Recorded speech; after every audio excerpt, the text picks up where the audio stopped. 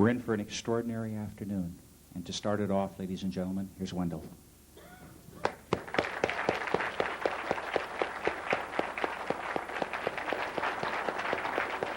Thank you very much. As usual in the events like this, something turns up at the last minute that we want to share with you, and that has happened today. We have a gentleman that came into the building here last night, as a matter of fact. He's shown us a free energy device. He got the idea after a visit to Switzerland with Billy Meier and some contact with Pleiadian entities. And so we're going to start out by introducing Mr. George Green, and then we'll bring his demonstration up on the screen here so you all can see it. This will only take a couple minutes, and then we'll proceed on from there. So one other thing I want to advise, I want you to all know that we are videotaping the audience for reaction today. I hope you don't mind. If anybody objects, come up and let us know. But we need this to cut audience impressions into the editing at a later time. So cameras are on you. Thank you very much. And George Green. Thank you, Wendell. I was asked to give you guys a little indication of how I got involved with the Billy Meier story. I will give it to you real quick. In 1958, I was stationed in the military at Edwards Air Force Base. I did the post-flight inspection one morning on the X-15. I finished doing that, went to the north end of the runway. There was 3 hangars that I hadn't got into. Inside was a circular disc about 25 feet across, silver in color. A little unusual. I was 19 years old, but I had just been working on the super secret equipment that we had. I come back and asked my CO about it, and he said it was an ion-powered craft designed by Sikorsky for use in outer space. I accepted what he said because it made sense. I went back and asked my friend, who happened to be the base photographer, to get me some pictures of that craft. And he said, what did they tell you? I told him, and they basically said that's not true. Proceeded to show me pictures of the 2 dead aliens, who were humanoid-looking, but obviously not me. So I immediately went back and confronted my commander and asked him why he didn't tell me the truth. And he said, when the government's ready to tell the truth about UFOs and ETs, they will. Until then, you'll stick to that story.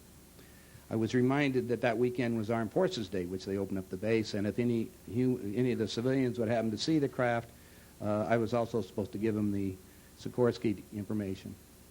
Anyway, within 10 days, I was transferred off the base. I didn't say another word about it. I was a good, if you want to call it, a military person. I spent a little over 4.5 years, got in, got out of the service, became pretty successful in the game of Monopoly. I have a background in law, business, real estate development. I've built in 22 states. My last real estate project was $100 million. In 1984, I built a $1 million house up in Aspen, and the housekeeper had a book called UFO, Contact from the Pleiades. You remember that, the picture book? I looked at those pictures. They were incredible because they were exactly the same thing I had seen 25 years before.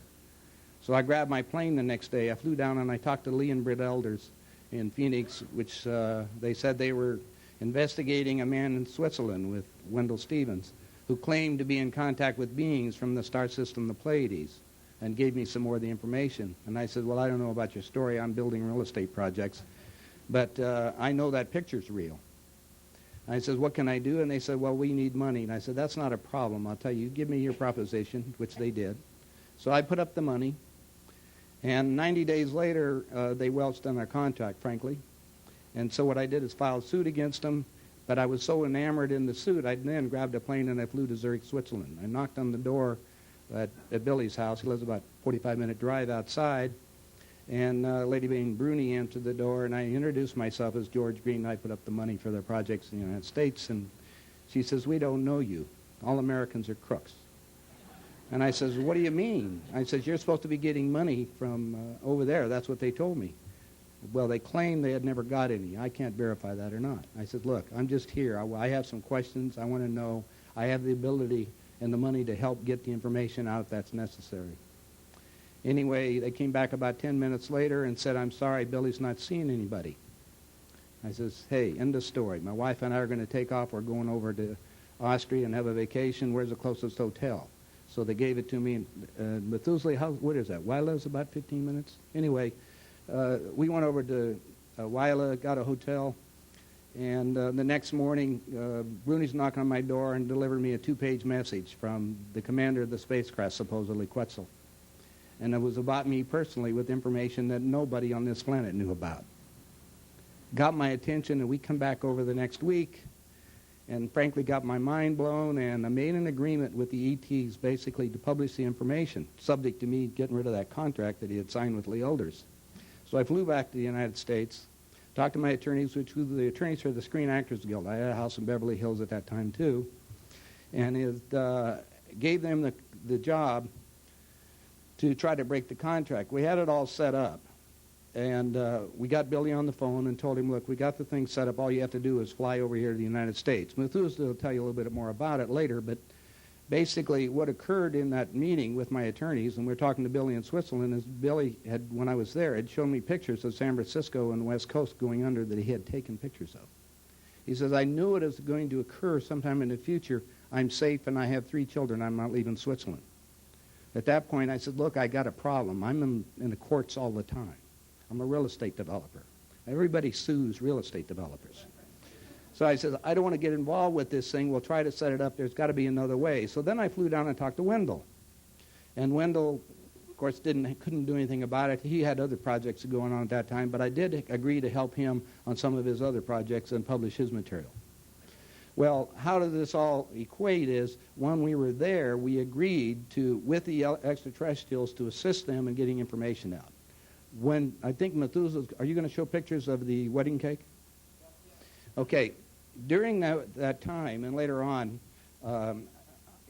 since we left there, I've been involved with the Pleiadians who are in contact with them indirectly. They've been having their spacecraft follow us around. I mean, I made a deal. So what happens is that we come to the point and started looking at different devices, and that's where I'm going to shut down. I got a long story I could tell you, but we're not going to do it today. What we're looking at the wedding cake, there was, if you start looking at it for ideas of how the propulsion of these craft are and how do they run. Well, to make it simple, you set up magnetic fields. And Pat Bailey's here, who's a physicist, and we were talking about it earlier. I've run across several what we call over-unity devices. And to make it real simple so you people can see what it is, I'm going to show a demonstration now. It's on that little table over here. Now, simply what it is, everybody's familiar with refrigerator magnets. You know the little magnets that have them on top of them? You know, little animals that you put on to put your papers on them. We'll take off all the animals and you have a little square, and they're all positive and they're all negative on one side. Now, I guess I should walk over and see if that works out. Okay. We're going to bring the images up on the screen so you'll be able to see it a lot better. It's going to be on camera.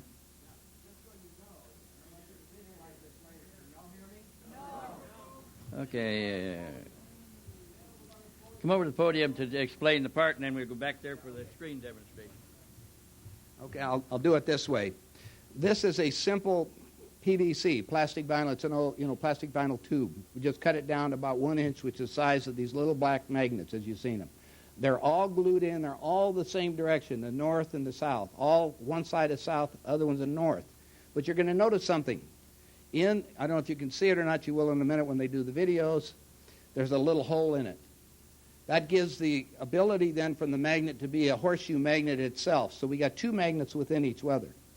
Now what we also have, I want you to look at this because when you see the wedding cake, you're going to see these big round balls around the outside of it, but there's a big space. You can imagine it when you can see this thing. Now it's connected to another what we call a round magnet basically. It's just a flat banged in on both sides. Now what I've done is glue just a plain old steel ball, the old pinballs, to the bottom so you can get an idea of what it is. End of story. Now you want to see what happens. Now what you have to do is start thinking of the possibilities by using a simple device this. We were looking at doing it commercially, which we do have it done, but the people that put it together originally have been shot at a couple times and it's not right. So why don't we make a toy so everybody can at least think about it? Do you understand?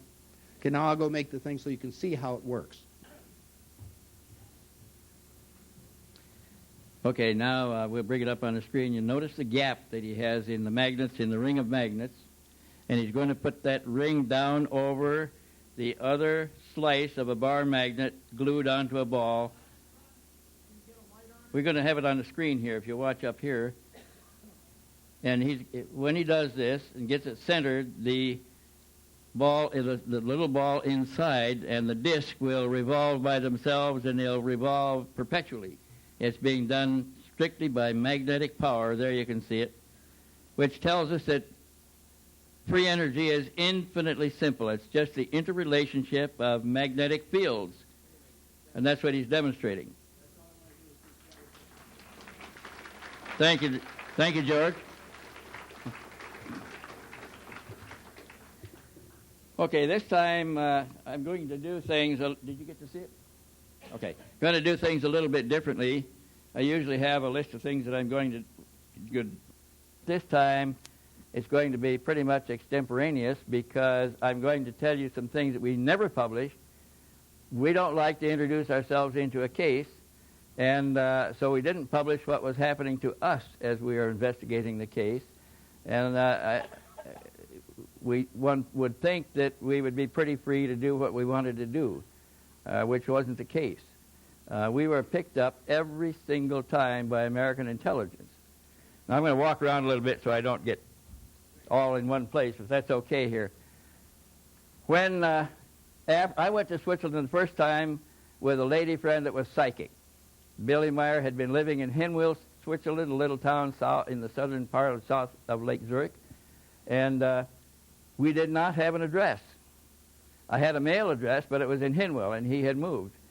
So we had gotten our income tax refund back, and we bought cheap tickets on Laker Airlines to go to London and then the train back up to Switzerland. Now, Laker Airlines didn't have a schedule at that time. They sold tickets till they filled an airplane, and the airplane took off. So here we are now. We're going to go, and if anybody's following us, he's certainly going to have a hard time. But I don't think they were following us that time. But that's the way it worked. And when we got to Switzerland, we got off got to Zurich. We rented a car, and we headed out for Hinwil, trying to find where Meier lived now. We knew that he lived at a place called Hinterschmidruti, but very few Swiss knew where Hinterschmidruti was because that means behind Schmidruti. And we were looking for, we thought we were probably mispronouncing it, that we were looking for a town of that name, and we kept getting wrong directions until we finally found little board signs with arrows on them that said Schmidruti. And we went to Schmidruti, and when we got there, we asked them where Hinterschmidruti, they said, just back there. So we said, what's back there? They said, take the road down. It was a dirt road running from, Hinterschmidruti is a crossroads with no more than 8 or 10 buildings in it. That's a town. And they said, go down the dirt road. He said, do you know where Mr. Meier lives? I said, oh, yes, he gets his mail right here. Here's the post office. Just go down the road. There's the first house on the left. So we went down there, walked down the trail, and got there, and sure enough, we were at Mr. Meier's house. So the next time, and I talked to him for that, well, I talked to an interpreter at that time because I didn't know any German, and at that point, I'm going to have to back up again here because the first time we went there, and I had this lady friend that thought she was psychic, and I had been corresponding. I want to get this real straight because I want it to be fact. And after the first visit, well, I'm going to have to back up a little bit more because how I got involved, and I'm sorry for the confusion here, but I had been exchanging and collecting UFO pictures for years. And one of my correspondents was Lou Zinstag. She was the niece of Carl Jung. She was the first UFO researcher well recognized in her part of Europe. She published the first UFO journal in Europe on UFOs in German, published in Basel. So I had been in contact with her exchanging pictures, and she called me one day and she said, I have just discovered a set of pictures I think you will find very interesting, and I'm going to come to the United States next month because I'm writing a book together with Timothy Good on the Adamski case. And she said, we're going to have to come to California anyway, and if you'll meet us at the bus station when we come through, I'll show you the pictures. So I said, fine, let me know when you're in New York, and I'll meet you. And I did, brought them out to the house. Happened to be Lee and Britt Elders were at my house at the time that I got the call. They were at the bus station. I went down and picked them up, brought them back out, Timothy Good and Lou Zinstag. And when we got to the house, she opened her purse and spread out 12 photographs. She says, what do you think of these? those pictures were the best pictures I had ever seen of UFOs. And up to that time, I had come to believe that a very good picture was very suspect because most of the pictures were taken with cheap cameras with no preparation, happenstance that occurred suddenly, an accidental picture, and posed pictures were clearly fakes. But they were so good and so pretty, I wanted to believe that they were true, and I wanted to get more information on them. So I asked her if she could put me in touch with the author of the pictures, and she said, well, he doesn't speak any English, so if you write me the letter you want to send to him, I'll translate it to German, send it to him, have him send the reply back, and I'll translate that back to English and get you the answer. Well, I did this 2 or 3 times in quick succession, and she said, oh, my, you're overwhelming me. I'm going to have to ask you to use a friend of mine. And she gave me the name of Ilse von Jacobi, who was also an international journalist, spoke, read, and was fluent in 5 languages. Ilse von Jacobi translated 2 or 3 more letters for this way, and by this time I've got to go see Mr. Meier face to face, and then the income tax refund arrived in the mail, and I told my friend, I said, let's go.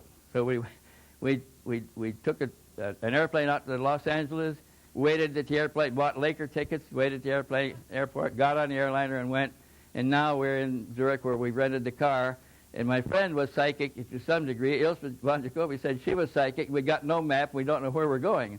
So we start out with the car, and we get to Winterthur. We know that's on the way to Hinwil.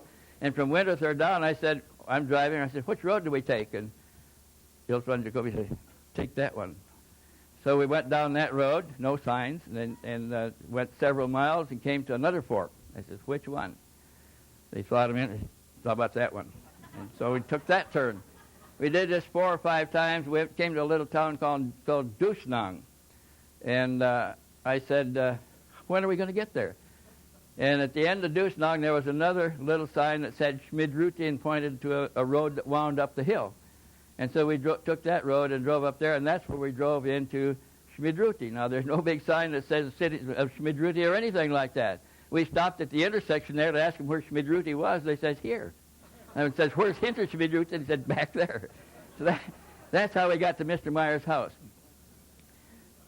Now, I've got my interpreter, who has been translating my mail with me. That was Ilse von Jacobi. And at this point, I still think that I'm going to have to work through an interpreter because I hadn't had any English from Billy, and the letters were all translated. So we got to the house. They had cordially invited us in to sit down at the table in the kitchen there. It was a big oak door with heavy legs on the corners. And Billy sat down across from us. They gave us a cup of coffee, and I turned to my translator, nodded for her to translate, looked at Billy and said, I am very pleased to finally get here and look you in the eye. I have some important questions I'd like to ask.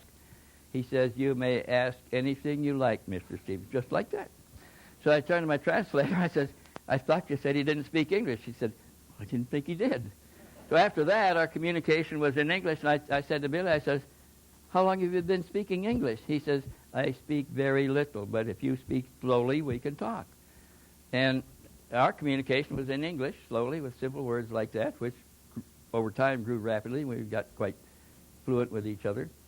But I asked him, I said, how did you take these pictures? And he told me. I says, did you ever make any fake pictures, false pictures? He says, oh, no, Mr. Stevens, you don't need to make false pictures. He says, we have our truth.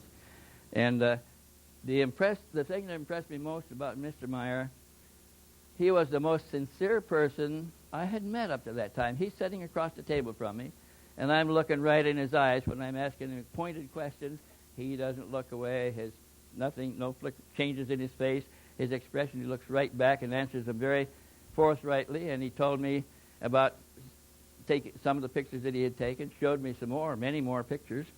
And the quality of the pictures was disarming. They were so good, and I kept insisting, how do you get such good pictures? And he said, very easy. He says, the ships move slowly. I said, you mean they don't zip off? They're there a minute and zip off? No, he says they just fly very slowly, and I take the pictures. Later I found that the pictures were actually posed so he could get good photographs for another very specific reason. But I want to go back now to the second time I went over there, I tried to find somebody that could help me investigate the case. I was close friends of Coral and Jim Lorenzen. I had keys to the office at APRO. I read their files. I could go down there anytime myself that I wanted to, let myself in and out. And they regarded my photo collection as the APRO photo files, which is fine. They put me on their little newspaper as photo consultant to APRO. When I got back the first time, I checked with them, and I knew that from my relationship with them that APRO didn't have any money to buy tickets for anybody to go anywhere. After I showed them the pictures and told them the story, they wanted to go along, but they didn't have any funding, didn't have any way to go. So I knew that at that time APRO was the biggest and the largest and probably the best funded organization in the country. MUFON grew out of APRO, if those of you that are old enough to remember back to those days. But the only other agency that had any money was NICAP, and it was already suspect because we knew that NICAP was organized by 6 retired intelligence officers, and that NICAP was not a private UFO research agency, that it was taking the pressure off people. By this time, people are being intimidated by agents that arrive on scene and threaten them and demand the negatives and the prints. So they were believed to be government agents. So people began to resist turning anything over to those agents. Now NICAP came into being, and they would come around afterwards and say, we are a private research organization. We would like to help you. Still the same bunch, a bunch of intelligence officers using another public front. When that became apparent, they did have the money to help us, but we already knew, at least the ones that were doing this, knew that we might as well have gone to the government and say, give us money to do this. So I'm looking for somebody to help me do this, and I've never joined an organization because I never wanted to be a part of the contest between organizations. And there was many of them that sent me cards, free memberships, and I didn't take them. I'd send the cards back. So I'm a freelancer now, and I need some help. I'm having to go on my own time and money. I have to finance myself, and I was looking for somebody else that could do this, that were investigators to begin with, that had investigative training, that carried international cards. And I found this in the hands of a good friend of mine that I'd been in and out of the jungles of Ecuador many times, Mr. Lee Elders, had a private investigator business in Phoenix, and there's 3 men in the business, and they all carried international private investigator cards because their business was Intercept. Intercept was a business that had no storefront, no big sign. They weren't listed in the telephone book. All of their business was referred to them.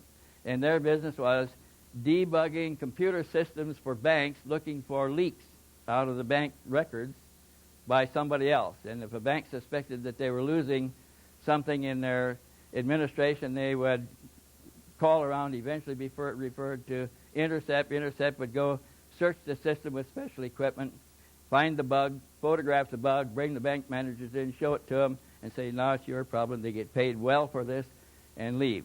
Now, they were doing this internationally. They were doing this for banks in London, for banks in Zurich, for banks in Germany.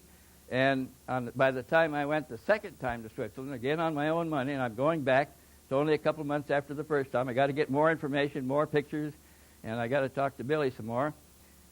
And this time he took me over all of the photographic sites one by one and restaged or reenacted the photo sequence so I could see where he stood, how he used his camera. When he kneeled, he kneeled. When he walked, he walked.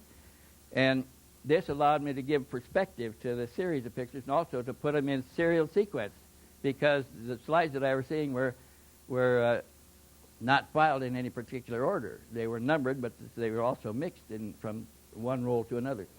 Anyway, as we went over the sites, the photographic sites, I noticed another thing. Every site we went to had a Pilatus Porter airplane. It's a Swiss Army observation airplane circling overhead.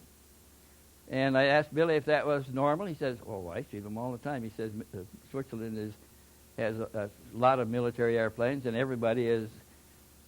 all the civilians are in effect military people because they all have an issued gun and they all have a uniform and they all have a place on an organization chart.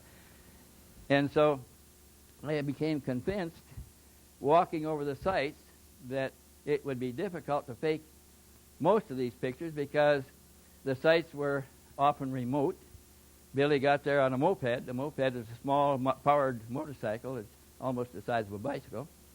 And I was impressed by the approach. One time, we had to go through a locked fence to get to a property, the house that the farmer lived on, and then he had to unlock another fence to go through, and the path was up a steep hill, so steep that Billy had to run his moped and push it to get it up the hill at one time. When we took a four-wheel drive Jeep up there, the Jeep stalled, wouldn't make it. So I asked the farmer this time when we were going through, I said, have you ever seen this man before? He says, oh, yes, I've seen him before.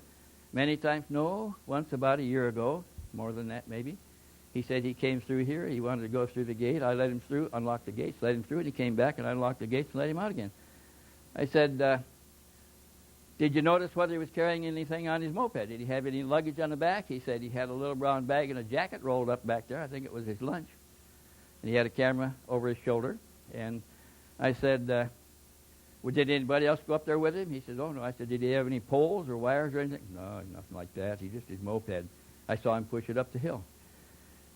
And that one, when we got to the top of the hill, the photographic site where the pictures were taken, another side of the hill rolled steeply down to the valley floor, several hundred feet below that, and a very steep slope.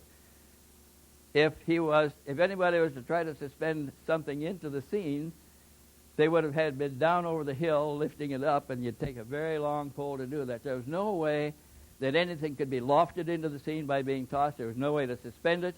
There's nothing to tie suspension lines to, and he got this remarkable series of pictures. He took 3 or 4 rolls of film on that particular occasion. Another time, he was let through a farmer's property in a rainstorm, and it was wet and muddy, and he had to go through a bunch of cows that had been gathered up in the farmyard to be milked. And again, that man said, no, he didn't have any equipment with him.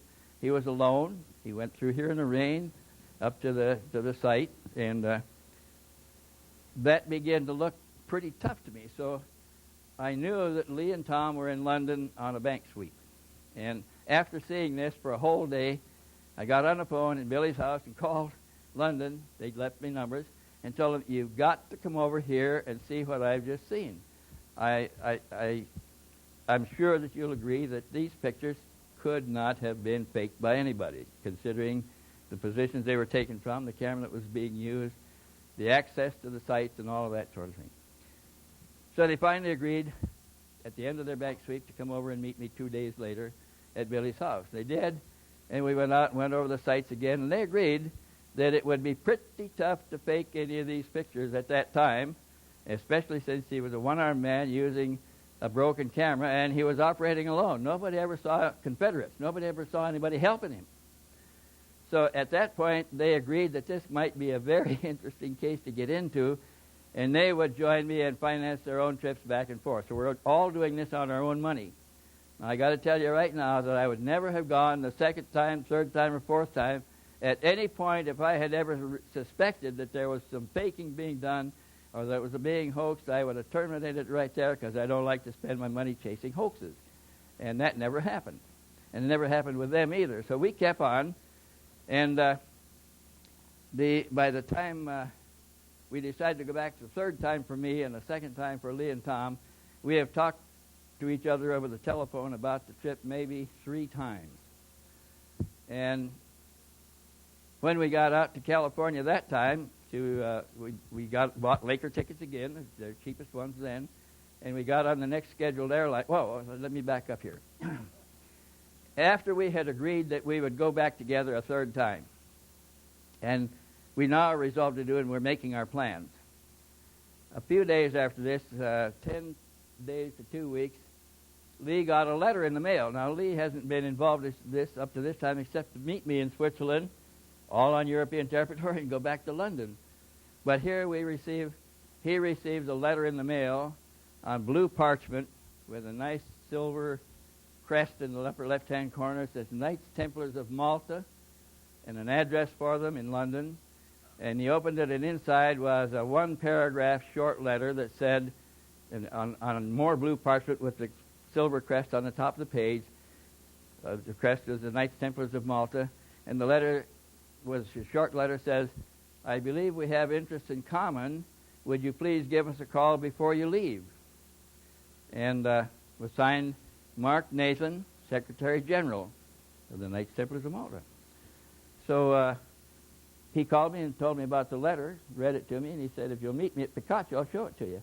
So I drove up to Picacho, and he drove down to Picacho, and we looked at the letter, and we discussed it, and he says, "Why do we need them? What do we have in common with them?" I said, "We don't need them. We don't want them.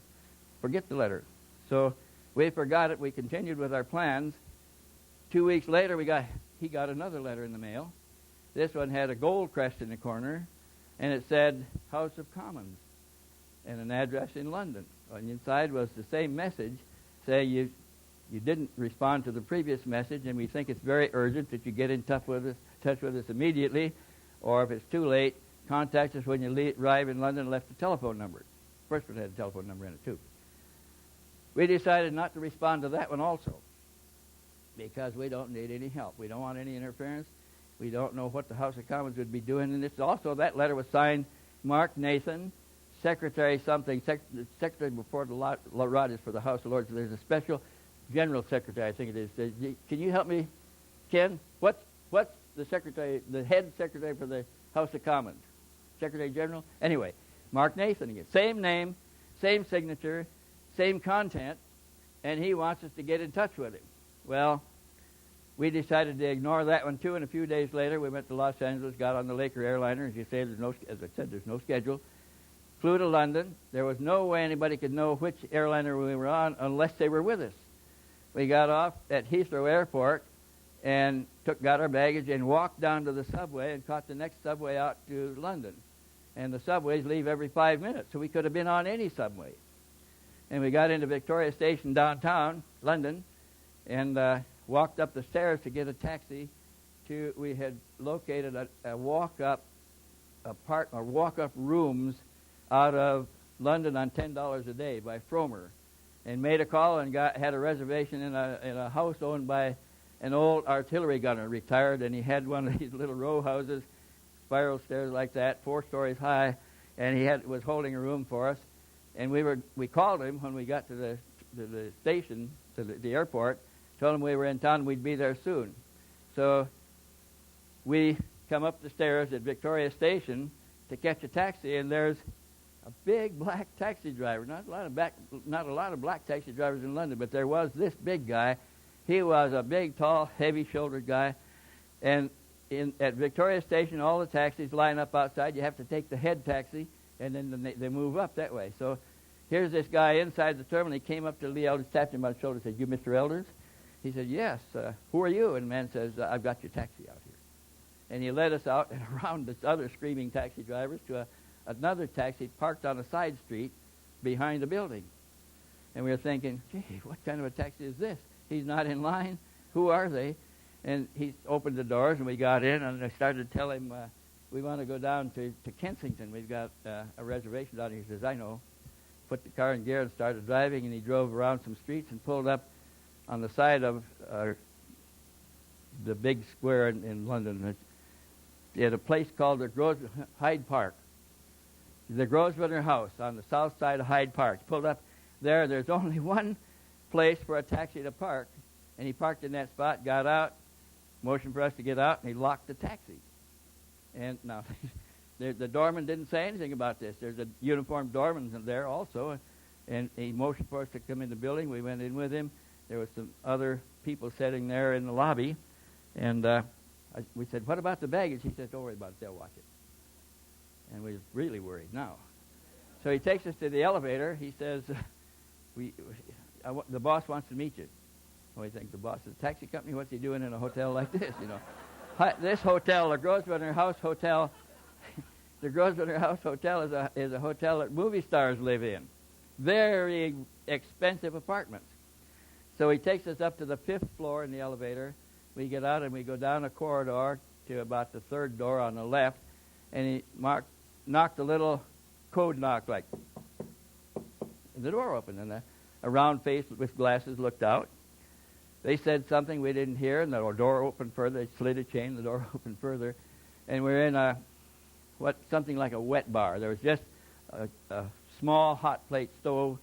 There was a refrigerator.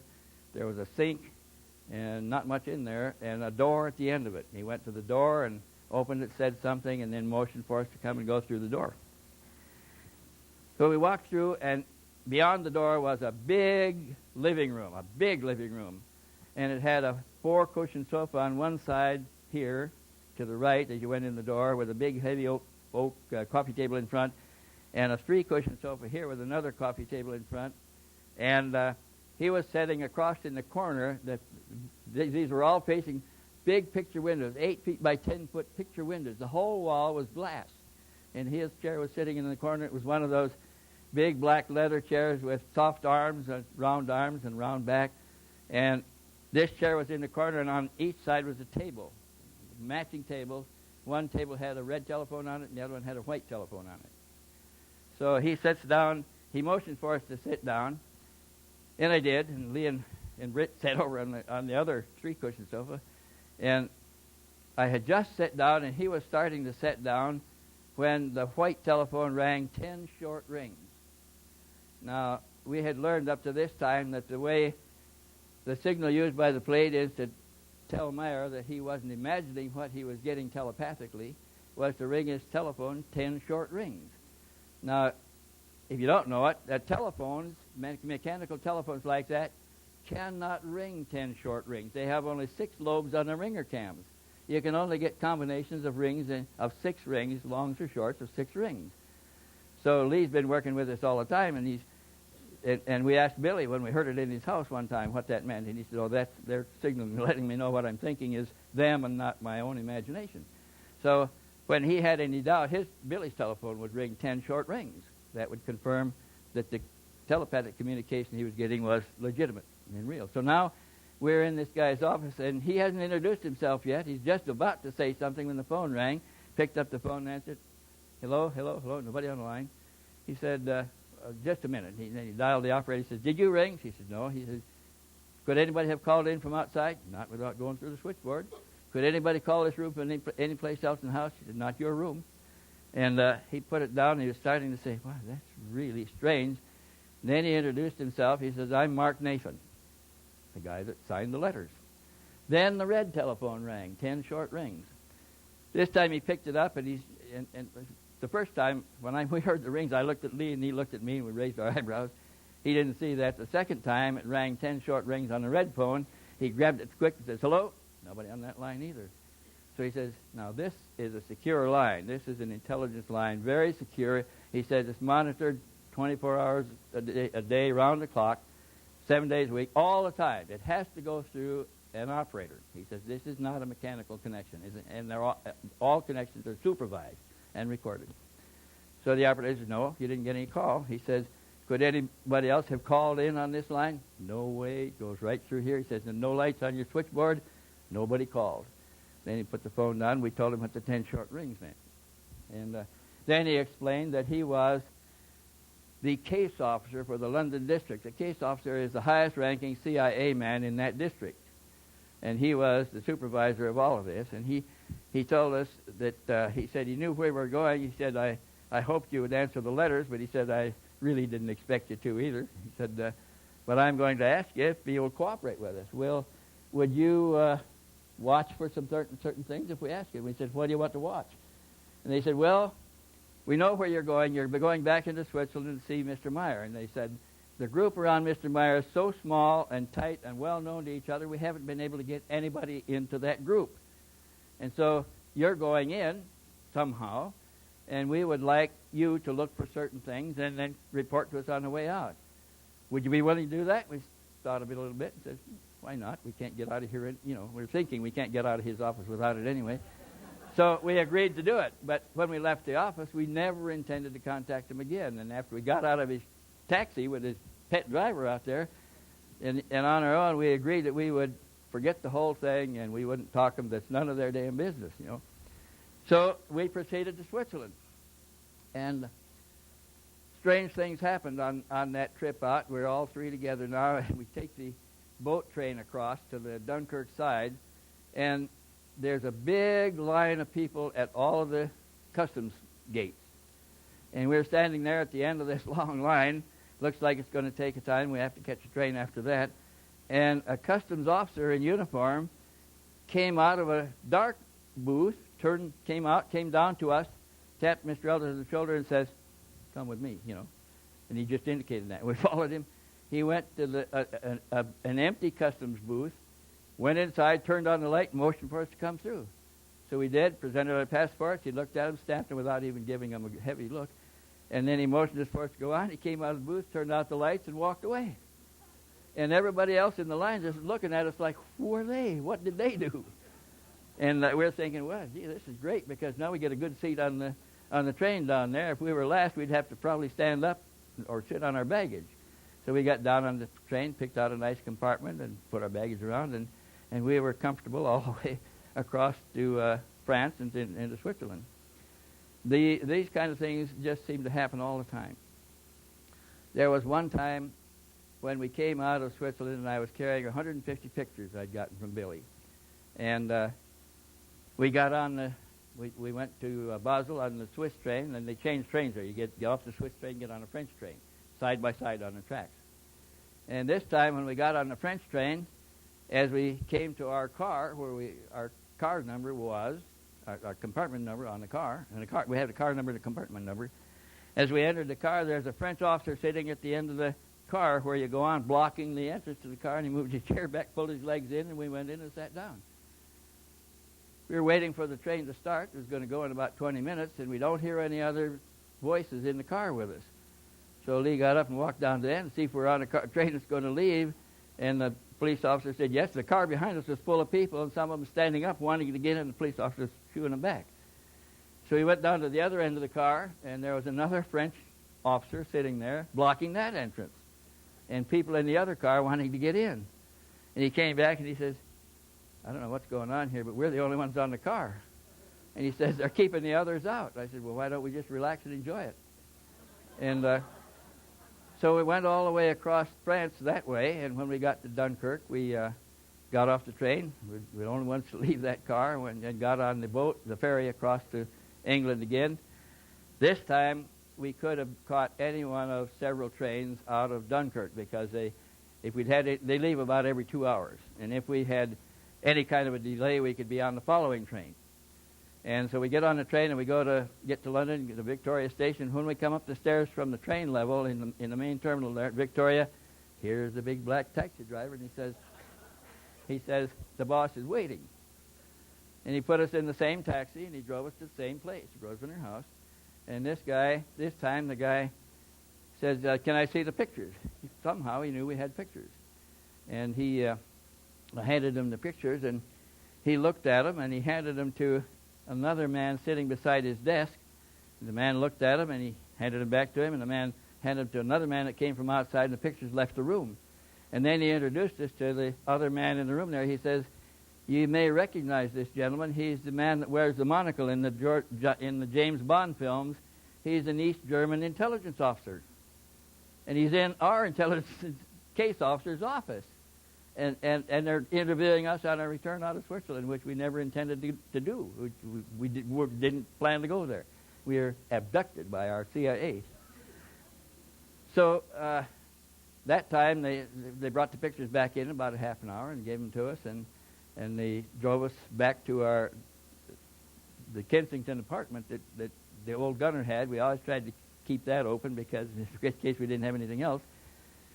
And then another time we came out, we were picked up by the same cab driver, and this time we were the three of us together again, we were taken to another place, and I can't remember the name of the hotel. It's on the corner of Hyde Park, away from the Grosvenor House, and again, he parked his cab in front and locked it. There were other people in the lobby this time, and as we got out of the cab, we noticed that there was a big electric power vans in the back. And the big power vans had cables, big round power cables coming out of the vans, across the ground, up the side of the building, and into the fourth floor. And so we go in there to register, and they got to the desk, and the man says, he handed his keys. He says, I got you registered. We said, but our names are, he said, I know, here's your keys. And we took the keys. He said, there's the elevator, go up to the 4th floor. We went and got on the elevator, and when we got to the 4th floor, the elevator opened, and we're in a cage with iron gates on this side and iron gates on this side, and we're wondering what this is all about. And Lee says, there's a button, push the button. So I pushed the button thinking somebody would say, what do you want, or something, and there was a buzz, and the gate popped open. So we went through, and when we got through, the gate swung shut behind us and locked us in. So we got our room numbers and our keys, and we went to our rooms and called the desk to find out what was going on. They said, oh, we thought we had that fixed. We'll send the repairman up. We couldn't call out of the hotel. All we could get was the desk. So the repairman came up about a half hour later. We can't go any place because the gate's locked. He came in, and he fixed the telephones, he said, and he left, and we tried to call out. It still didn't work. So we called the desk again, and they said, well, we've been having a problem with that line. Try the one in the other room. So we tried that one, same thing, can't call out. He said, well, we'll get the repairman back on it again. He's busy now on something else. So the long and short of the story is they never got the telephones fixed. We had to go to the gate and call the desk and tell them we wanted to come down, go to the gate. The buzzer would sound. We could go through the gate and go down. And we decided that they're not going to let us use the telephones for some reason. And we also noticed that they had props all around the lobby there. They were shooting a James Bond film, and our man was in it, the intelligence officer. And they shot the same scene 2 or 3 times when the evening that we arrived. They shot the same scene the next morning, and they shot it again just before lunch. The big vans are out there, and then they shut that all down and put the props away. But the vans stayed, and the actors stayed in the hotel. And in the afternoon, Admiral... our intelligence officer at the time, a 3-star admiral, and his name escapes me completely, arrived in an escort of cars with security guards, drove up, and he got out and came up to a room on the 4th floor on the other side. And so we still wonder whether our being there had anything to do with him being there. But after we left that and asked people out in the street what the building was, they said, well, you don't know? We said, well, what kind of a hotel is it? They said, that's a safe house, a CIA safe house. So we were in there. And when we went down to pay our bill to leave 2 days later, the guy behind the counter said, it's all paid. Don't worry about it. And so we neither registered nor did we pay out. We stayed there for 3 days in the CIA safe house, and they drove us back to Victoria Station, and we caught the train back, the subway back to the airport. That's the kind of surveillance we were under. And one time when we were coming back out, we were coming across the continent, and the train stopped in Brussels. And Lee and I and Britt were on the train in Brussels, and Britt looked out the window, and across on the next track from us in the railroad station was signboards on a train that said Amsterdam. She said, didn't you have a case going on in Amsterdam? I said, yes, the Dennerdy case. She said, well, why don't we go down and meet him? So we said, oh, why not? We grabbed our baggage, got off the train, went around the end of the platform and got on the other train, and just as we're getting on the other train, through the windows we could see the train we left pulling out. And we just got seated in the train that we had just got onto, and it pulled out. And that was in Brussels in the middle of the night. And we got to Amsterdam about 10:30 at night or something like that. And in Amsterdam, there's a shortage of hotel rooms, and after 10 o'clock, all the rooms revert to government control. We're after that time, so nothing is going to work if we don't go through the government control, which is a kiosk out in front of the main station, had 5 windows open and long queues at each window. And we get in the shortest queue, but it's still a pretty long one, and there's a shortage of rooms, and it's slow. And as we're standing there talking and waiting to get up to the window, an American hippie girl came by with a backpack on her back, pulled Britt's sleeve, and she says, are you looking for a room? And Britt says, oh, yes, by all means. She said, well, if you'll take trolley number 13 down to the big Mercedes square on the sign on the building, it's a purple sign. She said, get off at that trolley stop, go across the street, and down 4 doors on the right, you'll see a little sign over the street that says lodging. She said, I just left a room there. We said, well, we need the room with 3 beds. She said, 3 beds in the room I just left. So we went down there, followed the instructions, got there, and went inside, and we asked the lady for a room. She says, oh, we don't have any rooms tonight. We said, well, a woman just told us she left a room here. She says, oh, that. She says, that's not made up. We said, well, can we make it up real quick? She says, oh, we'll have to wait for the housekeeper. We said, well, let us have it the way it is. She says, okay. And she rented it to us, and she didn't ask for our passports or anything, which they usually do, which we thought was kind of strange. But we got up early the next morning, and we went down to the trolley station and caught a trolley to Den Haag, where Mr. Denaerde lived, and got off the trolley, and we're going to walk to his house, which is only about 3 or 4 city blocks, not very far. But as we got off the trolley at Mariahove, the station that we get off at, went down 2 flights of stairs, there's American troops all around the place, and American military vehicles. And an American sergeant stopped us and says, where are you going? He said, well, we want to visit a friend over here who lives in this residential district. He says, what are you doing? We said, oh, just visiting. We said, what are you guys doing here? He said, well, we're looking for a penetration. We said, what kind of a penetration? He said, well, there's a problem here. He said, there's a signal coming in every afternoon about 4 o'clock that we haven't been able to locate. We've got detector equipment here. We're trying to catch it and find out where it's coming from, because the signal is in a highly sensitive area where atomic warheads are stored in this vicinity. And we said, oh, we don't know anything about that. He said, well, keep an eye out. And we walked down to the house, and we were visiting Mr. Denaerde, who had been taking notes, contact notes for some time. And as we're sitting there talking to him, we asked him how he got the contact notes, how they came in. He said, I was thinking they're going to be like Mr. Myers. And he leaned back in his chair, and he said, well, I usually leave the office about 3 o'clock in the afternoon. I get home, make me a cup of tea, sit down in my chair. His chair, he was a millionaire, auto parts manufacturer. And he had an arm that pulled up and swung around in the front and made a little desk in his lounge chair. And he said, I sat down here with a pad and pencil and to make notes while I'm drinking my tea. And he says, strangely, after my contacts with the aliens in the Oost shells, he said, ever since that, if I'm going to get a message at all, I get it about that time, and it comes in by a form of automatic writing in a rapid way. And he'd write pages, sometimes dozens of pages of these notes, and sometimes he'd get sketches this way. And he said it starts about 4 o'clock, runs about an hour and 15 minutes. Now we're thinking what the American sergeant told us. He says it starts about 4 o'clock, runs about an hour, and we can't pin it down. It comes in from straight down. So, and he said, we asked him, well, how do you receive it? Do you hear something in your ears or what? He said, well, when I was aboard the craft, I sat under what looked like a screen cone overhead, and he said, I heard sounds and pictures were projected on the screen. He says, now they're projected in the back of my eyes. He said, I see the images in front of me, but there's no screen. But he'd been taking these notes for a long time, and it was from those that we wrote the book Contact from Yarga, Planet Yarga.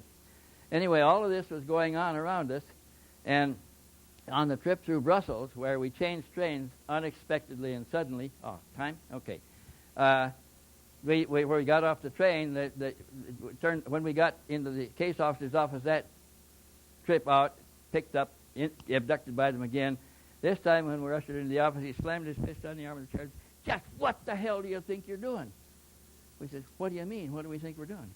He says, who taught you to sanitize a trail like that? We said, sanitize a trail? What the hell is that? He said, how did you give my best agents a slip?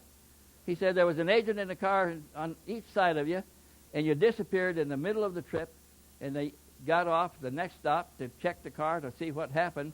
They got into an argument on the platform, got into a fist fight, were arrested by railroad police and taken to jail. I had to send another agent over to bail them out. I'm going to have to stop this there because we want to get these others in here. And if I'm over time, I'm sorry, Michael, but I want to introduce Michael Hesemann, who has also followed up on the work that we were doing there in more recent time, and he has a whole lot new information for you. Thank you very much. Thank you, Wendell. Thank you.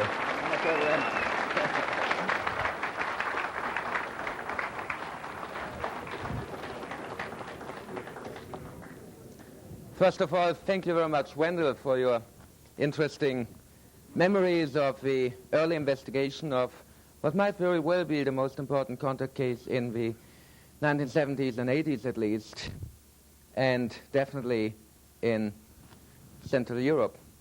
So, since there was such a controversy around the Billy Meier case, we decided to reopen the investigation because of the controversy and because the situation in the meantime has changed, because many more people claim to have experiences. And I tell you, when I heard about the Meier case in the very beginning, when I was still a young investigator, I was very skeptical. I couldn't believe that indeed these amazing pictures are real.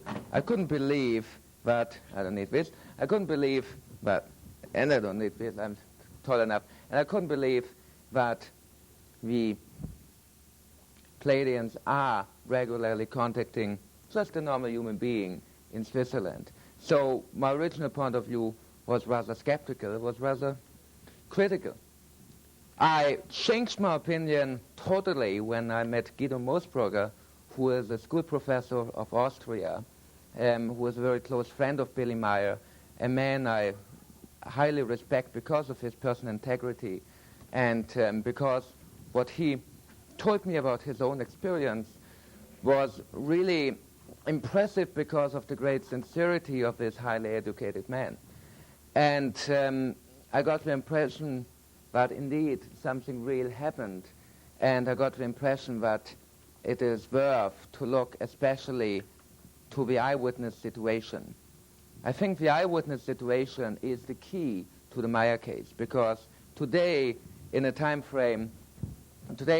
when everything can be faked by computer technique, by digital technology, by copying and masking and whatever, Photoshop, it is more important than ever to listen to eyewitnesses, to independent people who have experiences which very well might have changed their life. And you can manipulate every picture, but you can never manipulate the eyewitness factor. You can send some balloons up or whatever, but what these people reported have nothing to do with balloons or deception. It has to do with objects under intelligent control who perceive maneuvers which no terrestrial plane can ever imitate.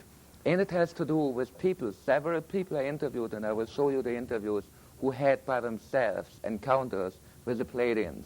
By coincidence, very short encounters, but we did nevertheless have encounters.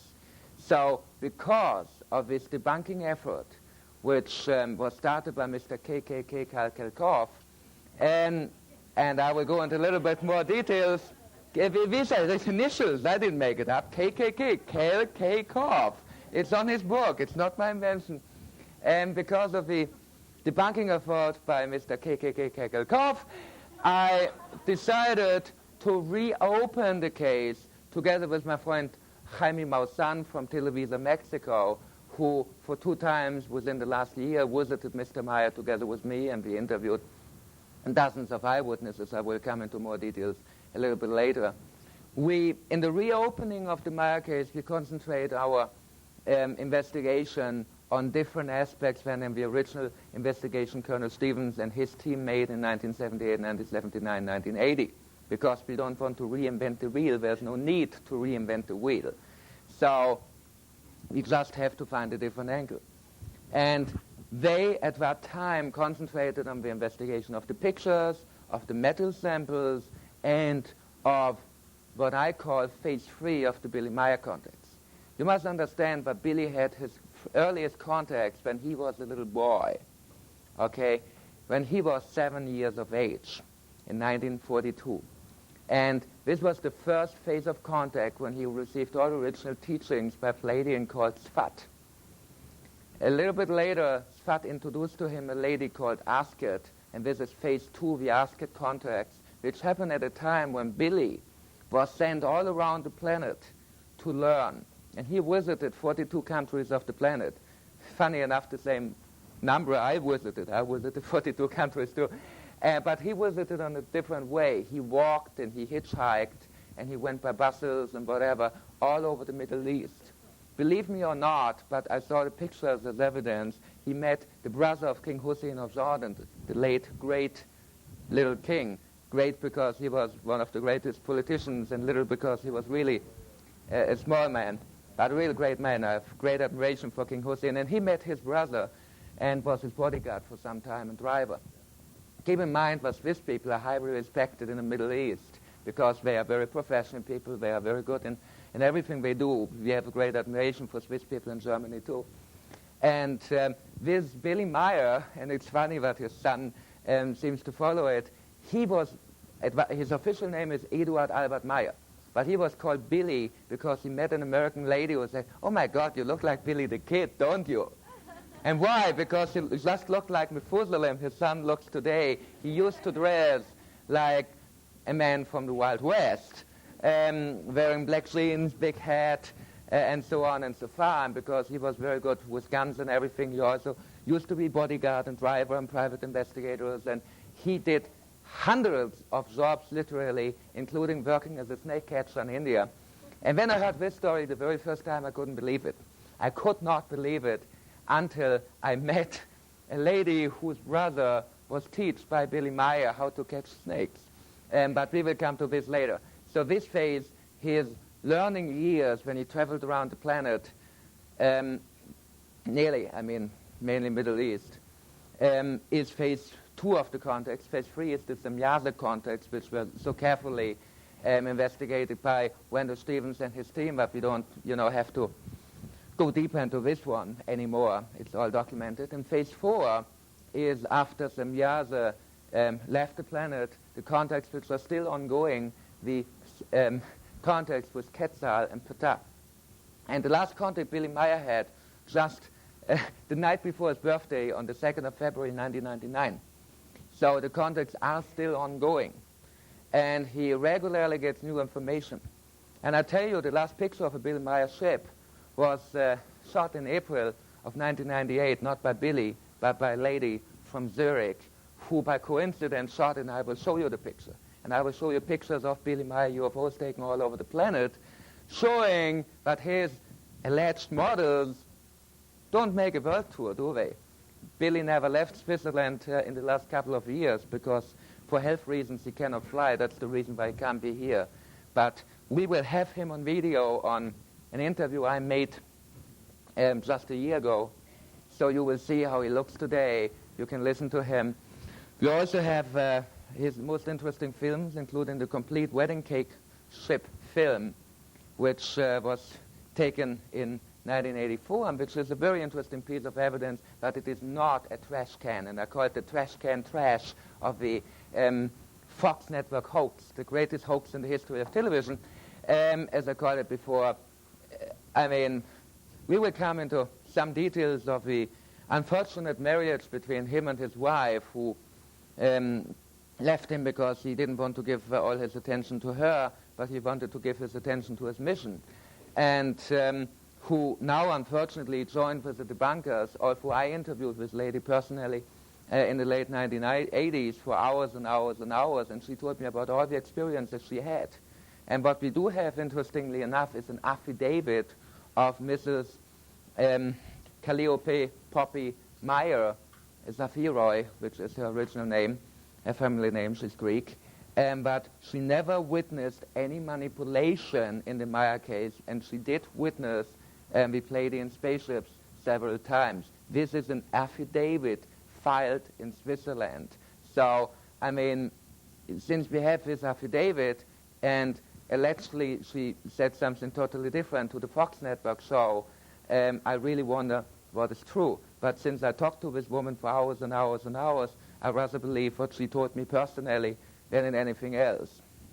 And we already found out that Mr. Karl Korff is the greatest genius of our times, and most probably the Messiah we expected for 2,000 years to come back. Since Mr. Karl Korff was able to materialize fragments of a crashed Russian UFO, which never crashed in reality, so it's a very interesting thing. In his book, we really find information which makes us wonder what kind of hidden genius he is and that he deserves the Nobel Prize. He says he did, I quote from the book, this is his book, It's not worth to waste the money for it, but I quote from it. It is true that for several years I worked at Lawrence Livermore National Laboratory. I was one of some 10,000 people who worked there at that time. I did classified work. In fact, I worked for various federal agencies in the fields of computer systems analysis and design, computer programming, computer teaching, weapons design, weapons tracking system, and anti-terrorist and intelligence analysis, only when my country has asked me to do. What a humble man. I officially terminated my work for the United States government in January 1991 during the final days of the Persian Gulf War and Operation Desert Storm. Of course, we all know that the U.S. only won Operation Desert Storm because of Kharkov. And here you have your great national hero. The unfortunate fact behind it is that Professor Jim Deardorff of Oregon State University called Lawrence Livermore and investigated the claim that this genius, the greatest man of our times, worked for Lawrence Livermore, and they denied.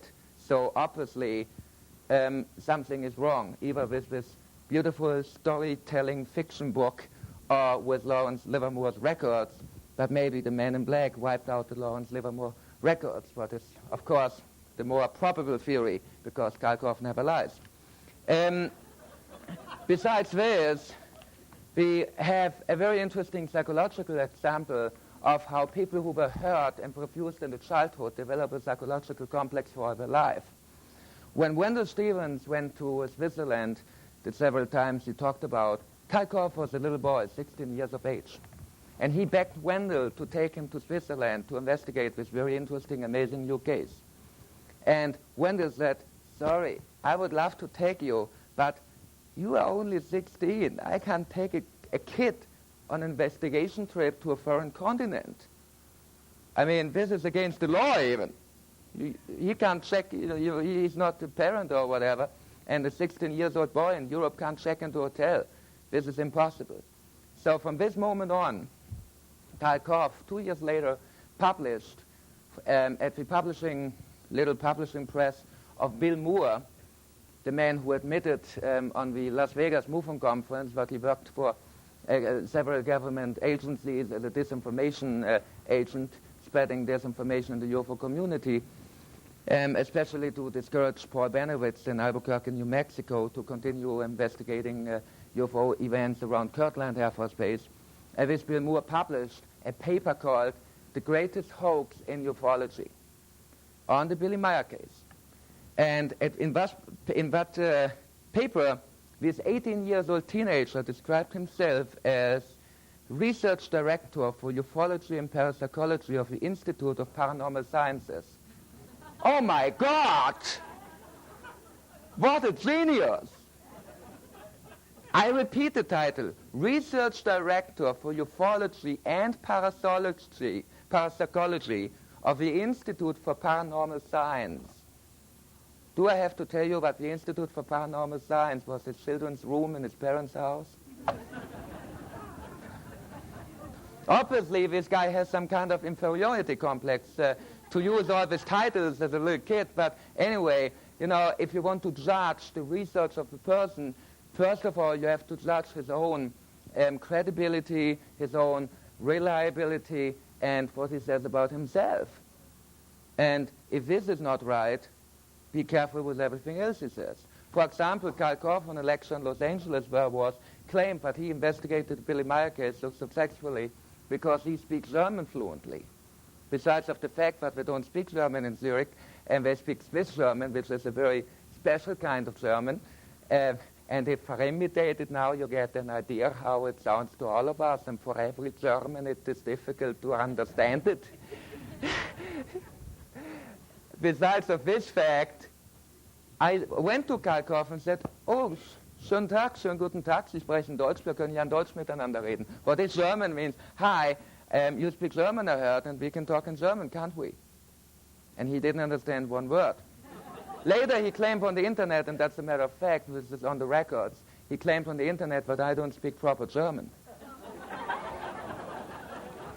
May I remind you that I am German, and I spoke on German television and everywhere, so, okay, I don't speak proper German. And Things like this. Besides of this, he wrote a book on Roswell where he proved scientifically that in Roswell a Mogul balloon crashed, just like the U.S. Air Force claimed. He was on Larry King claiming that Lee Harvey Oswald was the lone assassin, the only killer of John F. Kennedy. No conspiracy involved, nothing at all, and so on and so far. So, okay. Anyway, leave alone this guy and come to the facts.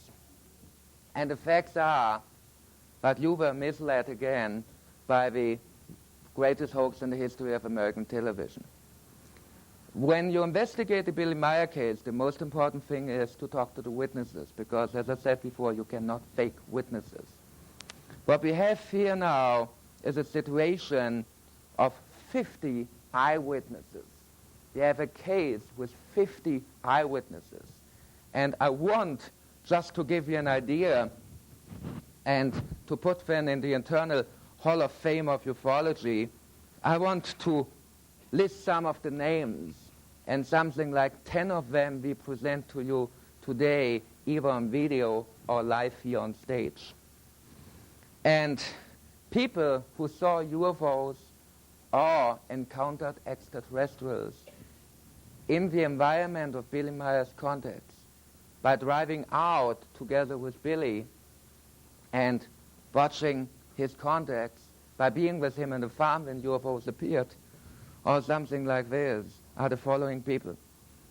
Mr. Altensberger, Jacobus Bertschinger, Eva Bieri, Bernadette Brandt, Madeleine Brügger, Harry Dicker, M. Flammer, Christina Gasser, Elizabeth Gruber, Hans Jakob, Silvano Lehmann, Ernst Kellermuller, Thomas Keller, Brunhilde Koye, Bernhard Koye, Freddy Kropf, Atlantis Meier, Gilgamesha Meier, the children of Billy, Calliope Meier, his ex-wife, who testified in an affidavit, Methuselah Meier, the young man right here, Guido Moosbrugger, Elsie Moser, Harald Proch, Margarete Rufer, Herbert Runkel, Konrad Schutzbach, Hans Schutzbach, Erich Stadtlein, Amelie Stetter, Conny Wächter, Engelberg Wächter Junior, Engelberg Wächter Senior, father and son.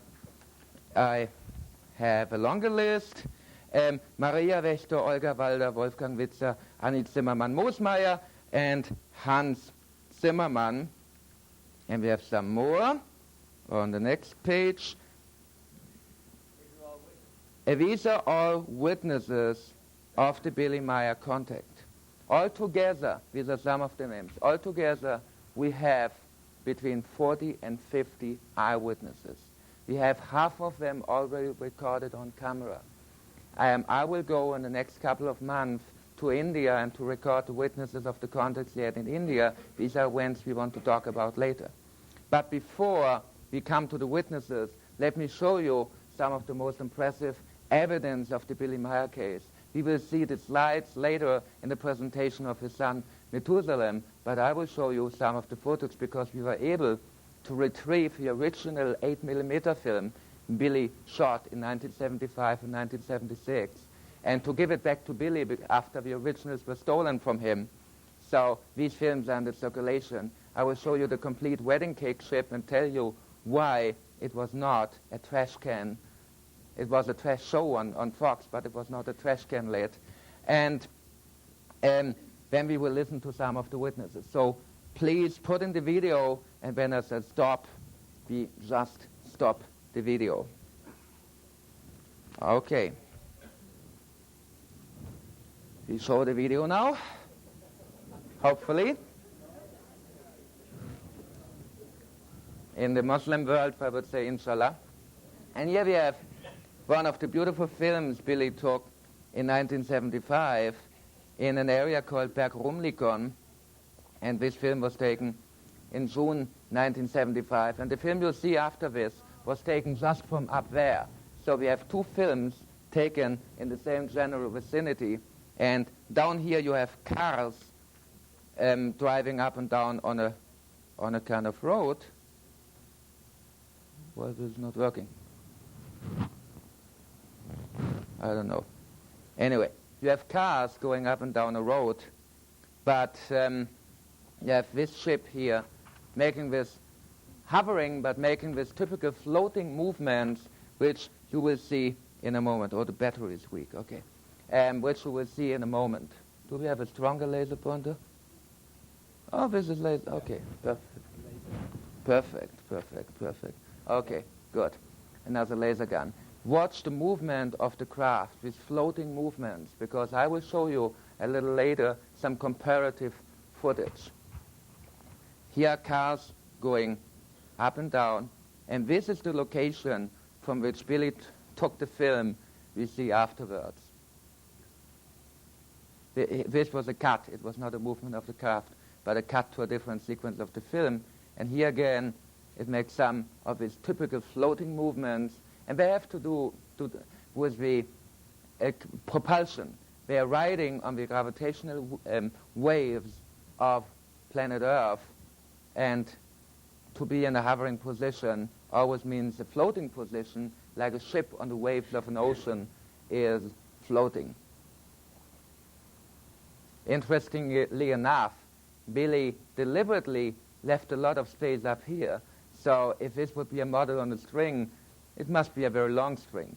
So here is the area from which we took the other film. And now you see this film also from June 1975. Here you have the craft floating. And interestingly enough, Billy took a series of photos at the very same time. And on the photos, you see a reflection of this street here on the lower side of the craft, clearly indicating that the craft was hovering beyond the street in a distance of about 300, 400 meters, what is about 900 to 1,200 feet. And again, note these floating movements, and in a moment it will shoot to the left. This is not a dematerialization. It shoots away. Very difficult to fake with the model. And in a sec later, it shoots back to this location, to the position where it was before. I was at that area together with Jaime Maussan from Televisa, Mexico in September, and we were able to measure the distances and everything, and we had a very, very interesting research trip. Here it shot back to the position with an amazing speed, and Billy is zooming into it. And here we have the same craft, and we will have an enlargement later. I made enlargement so you can see more details. But this is the original 8mm film as Billy took it. Of course, it lost a little bit of the color with the time. It was 25 years old when we retrieved it, and nearly 25, 23 actually, 23 years old when we retrieved it from, just to give Wennel the information, Ewart von Hagen. You know Ewart von Hagen. And he is a nobleman, old family, one of the oldest families in Europe, who is a big admirer of Billy Meier and got the film from him. So here we have the ship closer. Again, note the floating movement. Very interesting. And here Billy zooms in. It is not the ship coming closer, but Billy zooming, because you see the cloud also gets closer. So Billy is zooming in and out, but you get more details. And keep in mind, he does everything with one arm. So, interestingly enough, this is a beautiful film taken from NASA in 1985 in one of the space shuttle missions, STS-38, I think it was. And here we see it in an enlargement, a ball-shaped craft making the same pendulum movements we saw on the Billy Meier film. That's the reason why I'm using this film here as in comparative footage. You have the same types of floating movements. And this is a film nobody faked, unless you believe that Billy Meier was hovering in the heavens with this little model. This is another beautiful film taken in March of 1976, actually on March 29th, and at an Hesemann area. And here you have the ship partially disappearing behind the hill. It is definitely beyond the hill. We analyzed it very carefully. And it sometimes disappears behind the hill and comes up again. So now it's moving up. Very slowly and deliberately. I mean, they can shoot away as we saw before, but deliberately, very slowly, so Billy has more possibility to film. These are mountains in the background, snow-covered mountains. And here we have Free Craft, beautiful film, also taken end of March 1976. Actually, can you turn on the audio? It has audio, and just to give you an idea how Billy edited it 25 years ago, because it's funny. I stand wherever you want me to stand. I even stand behind the truth. Beachten Sie auf das bereits bekannte plötzliche Verschwinden der beiden Aufklärer. But I have to see it too to explain it. So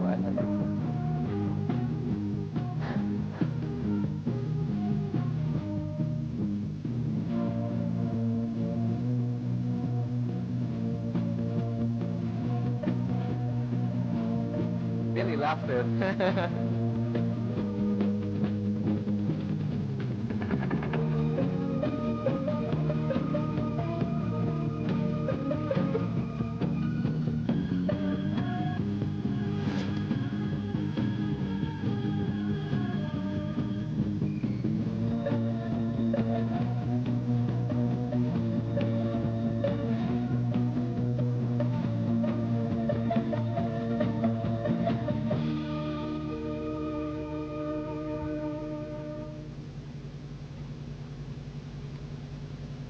The good thing about the soundtrack is, because of the soundtrack, we could find out it was not edited or altered. It is still the original film. Another film from the same location, a little bit later, and you see the object here, and it's moving now from the hovering position from left to right. The film originally is much longer. I'll just show you one sequence, one example. And you see how it moved, and now compared with another Dieser film. Film wurde aufgenommen am 28. März 1976 28th of March auf 1976, einem Billy Hügel says. oberhalb Fischental im Döstal, Kanton Zürich. And now it's hovering again. And from the movement, how it really goes from the standing position to the movement back, they could analyze, the Japanese television people could analyze. It can never be a model, because a model would have some after movement. After going left and right, it wouldn't stand directly on the spot, but, you know, make some pendulum movement, and it doesn't.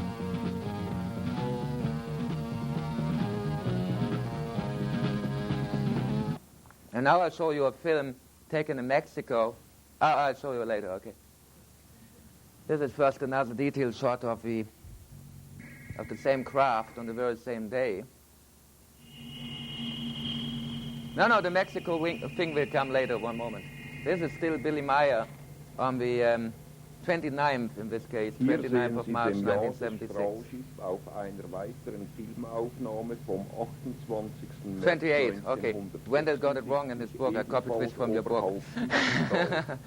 Jedoch bereits in den Abendstunden kurz vor Sonnenuntergang. In the evening hours, just Bei before diesem sunset. Filmteil können Sie einige wenige Einzelheiten des Schiffes And you erkennen. see some details So of the ship. I unter translate anderem what auch Billy das says. langsame sich Drehen des Schiffes während Like a dem slight Flug, sowie rotating aber auch movement, das rotational zeitweilige movement, Aufleuchten and you von have these Lichtern am objects Schiff here. selbst. And you see the slight rotation.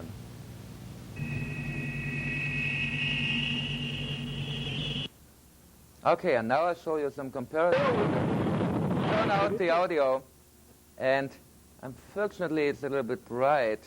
Why is it so bright? Can you make it a little bit dimmer? Darker? Can you make the image darker? It's too bright. It's too bright. Can you make the image darker? Oh, what a shame. This is the film from August the 6th, 1997, of a dish-shaped craft which makes exactly the movements like the Billy Meier ship, but you saw it at Jaime Maussan's lecture last year, and you will see it again at his lecture this year. I can guarantee you that it really makes the same kind of movements like you have here on the Billy Meier film. Here we have enlargements from the Billy Meier films. We enlarge them so you see more details. And this is again the film we saw before from June 1975 from the Berg-Rumlikon area, and you can study the movements and you can study how it is shooting away, and there was no cut. And here you have another detailed shot. This is now all edited. If the craft stops, it is just from me stopping it on the projector, on the on the recorder, but you see this beautiful original Samyaza beamship type 2 with the reflection here, and you can really see the shape. And this is, of course, some dirt from the film.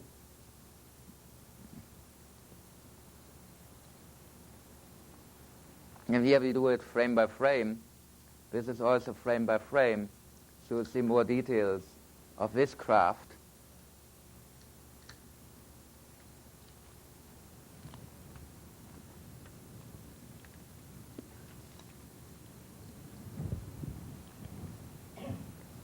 Beautiful reflection right here. And keep the shape in mind, because in a moment we have pictures from Mexico and the USA, which are very, very similar. Note the movement.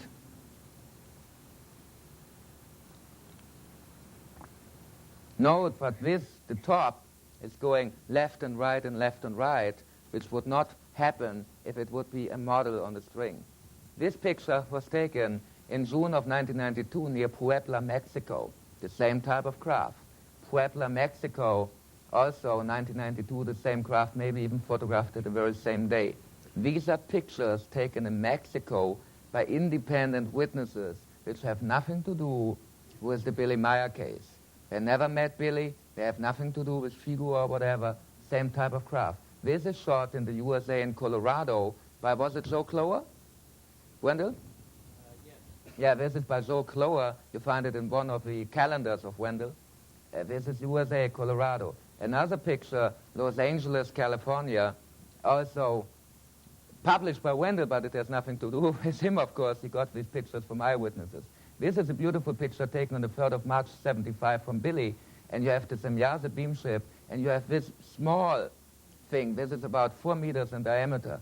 And we have the same type of craft photographed in Mexico, for example, and I'll show you the pictures in a moment. This is a picture of Mexico. You see the balls, the shape. It is not the Adamski craft. It's too flat. This is taken in Nuevo Leon, Mexico, in 1994, a picture taken by Pepe Martinez, and you see the same type of craft photographed by a totally independent witness. This is the picture from April of 1998, taken by Edith, a lady from Zurich. It's the same type of craft Billy photographed in 1975. The picture was taken in the area of Lago Maggiore. And here you compare the shape, and you have reflection here on the left side too. So on both craft you have a reflection on the left side. What I'll show you now is the film of the wedding cake ship. And in a moment it's a little bit out of focus. Can we focus it a little bit more? Here you have a tree and the wedding cake ship. And this is Billy. And we can have audio. And can you focus it a little bit?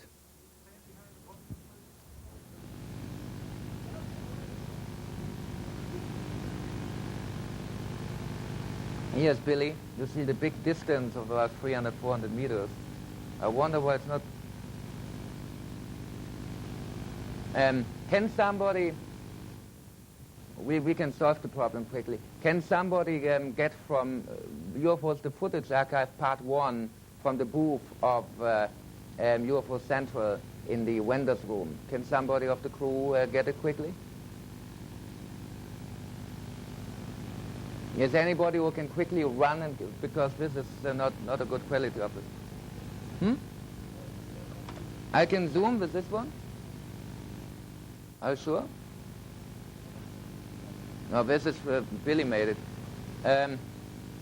Okay, but anyway, you see it.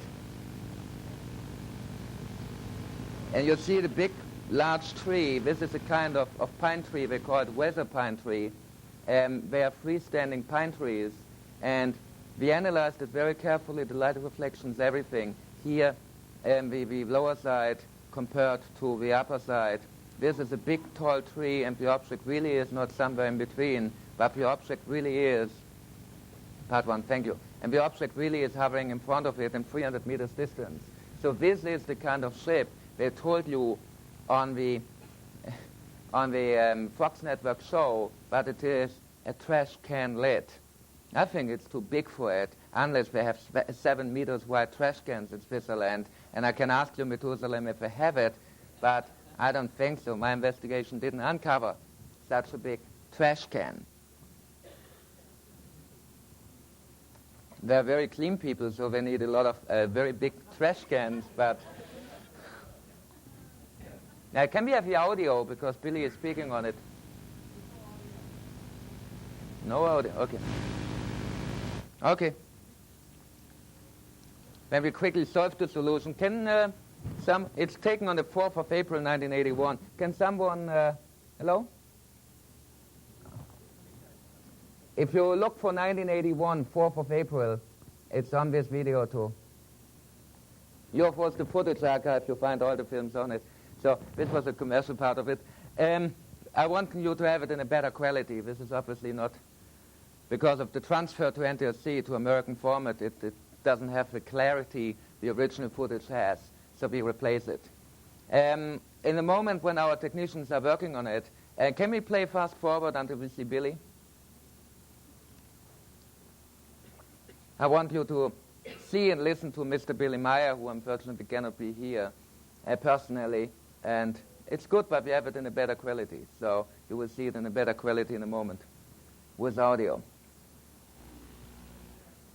After it comes, play fast forward. Okay, stop. Okay. Why haven't you given interviews, The or voice of you Hesemann. don't want to talk publicly about what happened to you 20 years ago? Billy, warum geben Sie I keine translate, Interviews? and at the Warum end, reden after he Sie spoke, so I ungern translate über into das, was English vor for you, so you can 23 understand it. Jahren oder vor 20 Jahren mit Ihnen geschah? Meine Aufgabe ist nicht, selbst an die Öffentlichkeit zu treten und mich bestaunen zu lassen, mich wie ein Tier begutachten zu lassen. Ich bin kein zoologisches Tier und so weiter und so fort. Meine Aufgabe liegt eben darin, die Dinge, die Berichte, die ich erhalte und die Mission, die ich habe, zu erfüllen, die Dinge aufzuschreiben, zu veröffentlichen und auf diese Art und Weise an die Öffentlichkeit zu treten, aber nicht in eigener Person. Und andererseits ist es eben auch so, wenn man an die Öffentlichkeit tritt, dann beginnen die Leute einem hochzuheben. Sie, wie wir in der Schweiz sagen, sie himmeln einem an. Und das ist nicht das, was ich gebrauchen kann und nicht das, was ich will. Okay, I translate here from directly. We asked him why he doesn't go public, why he doesn't give interviews or something like this, why he doesn't lecture. And he said, first of all, it is not his mission. He doesn't want people to admire him. He doesn't want people to look at him like a zoological animal, like something strange. His mission is to write down the messages he received and not to play any special role or to be admired or whatever. He doesn't want this. That's why he is keeping himself, his own person, in the background. And that's a very humble, normal point of view. And actually he lives a very normal life besides of being a contactee. Ich muss das so sagen, die Menschen, die die Dinge übernehmen, was ich bringe von den Plejadiern oder einfach aus der Lehre des Geistes heraus, das hilft den Menschen weiterzudenken, sich zu evolutionieren und the teachings he gets from the Pleiadians help people to evolve and to find the meaning of life by themselves. They are not doctrines or whatever, but they put people on the path, and they are helps and instructions for people. And that's why he is doing it, why he's spreading it and publishing it. And are you happy with the experience after 20 years? Are you happy with what happened, or you think it was a failure? Ich denke, dass alles, was sich abgespielt hat, was sich zugetragen hat in Bezug auf die Plejadier und in Erfüllung der Mission zusammen mit all den Menschen, die rund um mich sind und mit mir arbeiten, hat es sich sehr gelohnt. Und it was worth to do. We asked, are you happy with what happened in the last 20, 25 years? And he says, yes. if I reflect what happened to all the people around me, the people who got inspired, I think it was worth to do it. Negativ reingekommen sind, Misserfolge gebracht hätten oder dergleichen. Es ist genau das Gegenteil der Fall. And even when we were attacked, the opposite happened of what the attackers want. And more people learned about the case and the teachings and looked at it. So all the attacks had an opposite outcome. A positive way, a way which brought joy and support. And generally, when something negative came out from outside, it always turned to become good at the end. So generally, everything went well. Es ist also nicht so, denn wenn Angriffe von außen kamen, dass für uns und für unsere Mission irgendwelche negativen... If we were attacked from outside, it didn't mean a negative influence. Es hat sich immer zum Erfolg gewandelt. But it turned to the positive always, to the success always. As harder we were attacked, as more people we reached. As more we were attacked, as more success we had. Or very. Es bedingt einfach, dass man eben bei der Sache bleibt It's und sich important nicht to stay behind what you're doing and what you believe in lässt, dass and man what you sich nicht stand ins for, Boxhorn jagen lässt, wenn and Angriffe not kommen to be von außen, distracted, sondern dass man einfach auf seiner Linie bleibt. but simply to stay upon your line. Stand behind what you believe in and don't become discouraged by attacks from outside. Die waren niemals hier droben, die kennen mich überhaupt nicht, die haben niemals ein Wort The people mit who mir attack gesprochen. him, Die haben they have einfach never been alle up aus there, der they Luft never gegriffen talked to him, oder they von never met him in anderen person, negieren, they never interviewed the irgendwelche eyewitnesses, Dinge what is a gehört matter und of dann fact. weiter negiert. And how can they write about me if they don't never met me and don't know what is really going on? Exactly.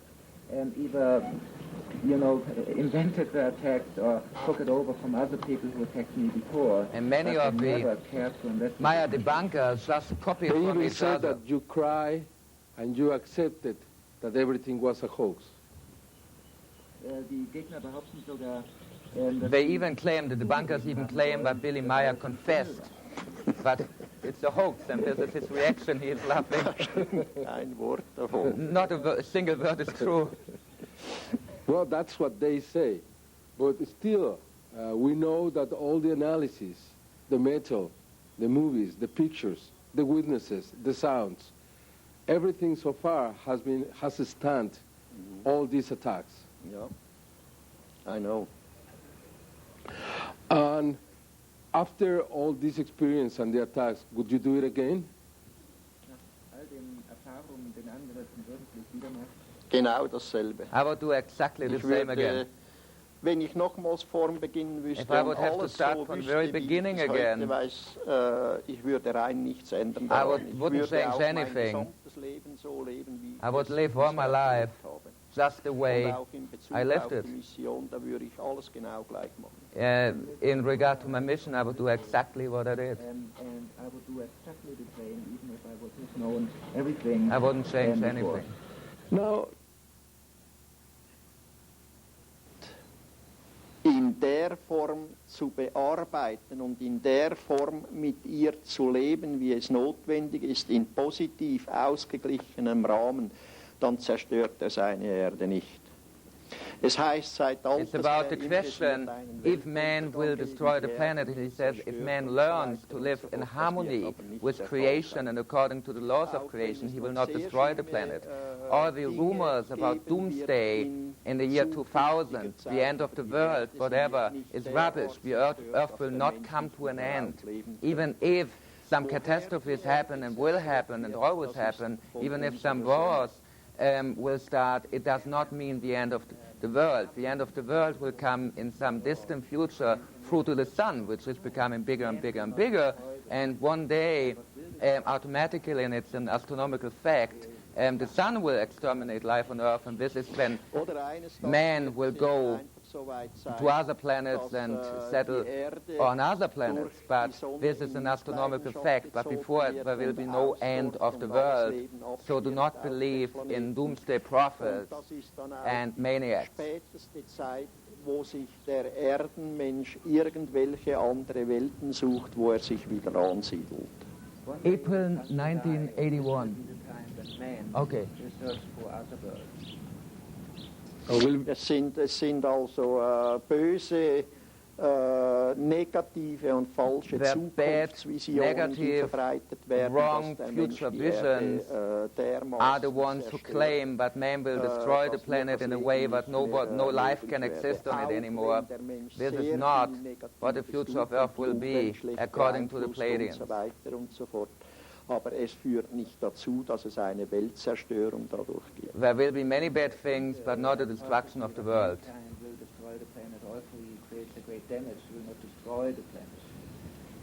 But extinction, we're creating extinction on animals and plants. Okay, I'll show you quickly where Billy is living. This is Hinterschmied Rüti. This is in the winter, in February, in a winter evening, beautiful landscape. This is the house where he lives. And you have visits from our investigation, Jaime Maussan, and these are some of the eyewitnesses which you will meet later, or hear about later, listen to later. And here she describes where she had a sighting. Bruni describes where she had a sighting. Bruni is the name of the lady. And you see some images from our investigation. The difference between us and the debunkers is that we really went there and we really spoke to the eyewitnesses. This is Billy's farmhouse where he and some of his friends live together, because Billy, as a contactee, is working for his mission all the time. Stop the image. Okay, she comes later. And he is a contactee, so he can't, have a regular job and a regular income. So some of his friends who have normal jobs just rented a house and they live there together. Billy's group has the name Free Interest Group for Spiritual and Ufological Studies, what means in German the acronym FIGO, for Freie Interessengemeinschaft für Geisteswissenschaftliche und Ufologiestudien, which is really not what Karl Korff claims it is. It is really not a cult, because there's no cult in the world which would call itself Free Interest Group for Ufological and Philosophical Studies. There's no cult at all. There's no doctrine. Billy doesn't want anybody to believe in anything. What the Pleiadian teachings are all about is that every single human being must recognize that its purpose in life, its meaning of life, is evolution by recognition. Evolution by recognition, and not by believing anything. Billy is the biggest non-believer I never met. He doesn't, he doesn't teach any doctrine, and he doesn't want anybody to believe anything. This is not what the Pleiadians teach them to do. Man has to evolve, each and every one by himself. And so all the claims of the debunkers are absolutely without any fundament in reality. And do we have the film now? Can we see now the wedding cake? Okay, now we watch the wedding cake. It is not April 54, but it's April 81. Okay. 4th of April 1981, near Hinwil, the wedding cake ship, and that's what we watch right now. And then we come to the eyewitnesses we interviewed. No, this is wrong. No. It's not a Billy Meier film. April the 4th, 1981. This is Hagen, Germany. It has nothing to do with Billy. Okay, now it comes. Auenberg, Eck, Switzerland, near Hinwil, his original place where he lived. And we played with audio, and I hope now it's in a better quality. And we can play the audio. I know this has audio.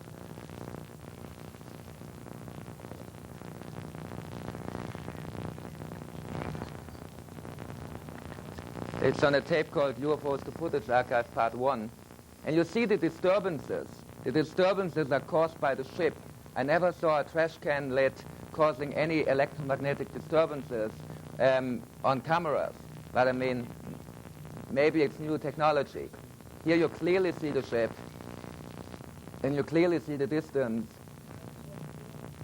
And because it's hovering there, and then, you know, it's a little bit also hiding, because here in the valley, of course, people are living, there are streets and everything.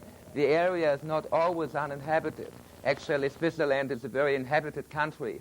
So to find a place where you can do any demonstration flight or anything unrecognized is very, very difficult. But you hear Billy talking to, actually, interesting thing is, one of the space people are standing, Quetzal is standing next to him, and he is talking to him and says, look, can you make it flying around? Can you order them to fly a little bit? And for certain reasons, they don't do. And you hear two jets flying over it, jets of the Swiss Air Force, who already have it on radar. And we think this is the reason why the ship is really hiding behind the tree, to be unrecognized by these aerial surveillance which we have, by people down there. And they had to interrupt the shooting 2 or 3 times because people started to walk by. It has an audio, I know this, because I produced the film, so I don't know why we don't listen to any audio, but...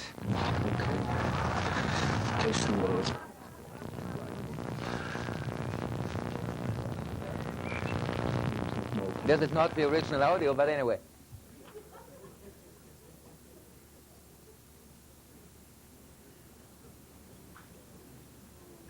Why isn't it wobbling like the other one? Because it's a different ship, it has a different technology.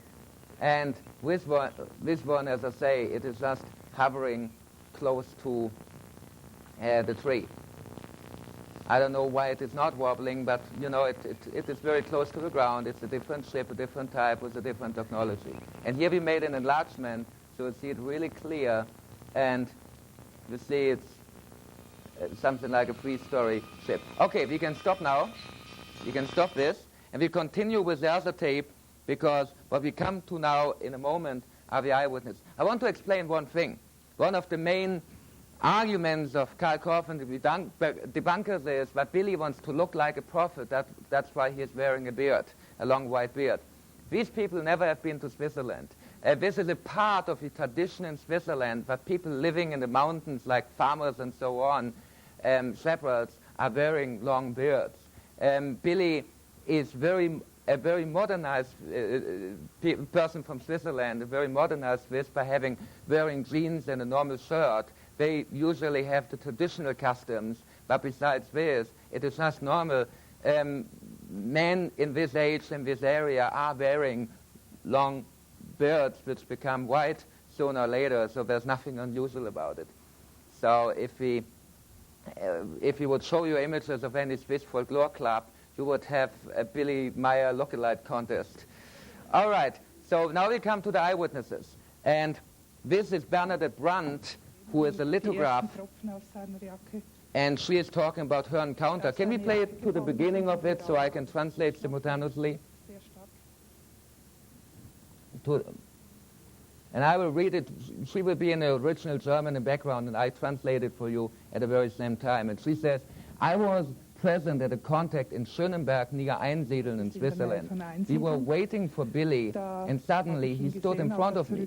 It was heavily raining in this evening, but we could just see how the very first raindrops were touching his jacket, when at the same time we were totally wet because it was really raining cats and dogs. He stood in front of us in the first moment, totally dry, in the biggest rain you can imagine, and he explained us, but he was directly beamed down from the ship. At another time, we saw a night demonstration of 6 ships, and I had a lot of UFO sightings together with Billy. Bernadette Brandt, 49 years old, and she is a lithograph. This gentleman is Engelberg Wächter, who is a printer, and he says, one time Billy asked me if I could drive him to a contact. We drove with the car. Billy constantly gave me instructions, and suddenly he said, now you can stop. and he went out and I waited. It was quite cold. He disappeared in a forest way, and I looked around, and suddenly I saw something flickering about 300 feet away from me in the direction of the forest. In the first moment, I believed it could be something extraterrestrial, but then I doubted. I said, maybe it's just a farmer who is looking for his cows. I was sitting back in the car, and I saw again this flickering. I wanted to know it, so I directed my car on this point, and I saw the flickering the last time, and I turned on the searchlight of the car, and I had an extraterrestrial being just in the middle of the light of the searchlight of the car. This was the first time when I saw an extraterrestrial. It was a tall man. He had a kind of cape and a flickering spacesuit, highly reflective spacesuit. He was suddenly standing still when he was running out of the light beam, and I drove back with my car, and suddenly he had disappeared. When Billy came back from the contact, he was asking me laughingly why I was disturbing harmless passers-by. This was Quetzal, his extraterrestrial contact person. This is Engelberg Wächter, 66 years old, and he's a printer.